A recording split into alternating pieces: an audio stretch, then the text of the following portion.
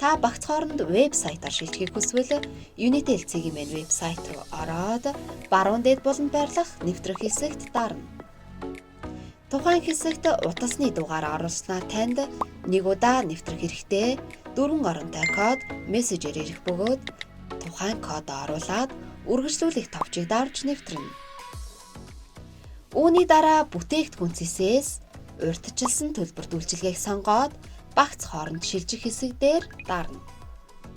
Улмаар таны одоо ашиглаж буй болон бусад багцын мэдээлэл харагдана. Эндээс та шилжих гэж буй багцынхаа мэдээлэлтэй танилцаад сонгох товчийг дарснаар тухайн багц руу амжилттай шилжинэ. Мөн та смарт багц хооронд мессежээр шилжих боломжтой.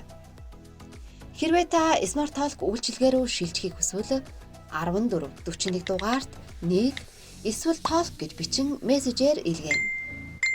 Мөн смарт дата үйлчилгээ рүү шилжихийг хүсвэл 1441 дугаарт 2 эсвэл дата гэж бичиж илгээнэ. Харин Smart Days үйлчилгээ рүү шилжихийг хүсвэл 1441 дугаарт 3 эсвэл Days гэж бичиж илгээгээрэй.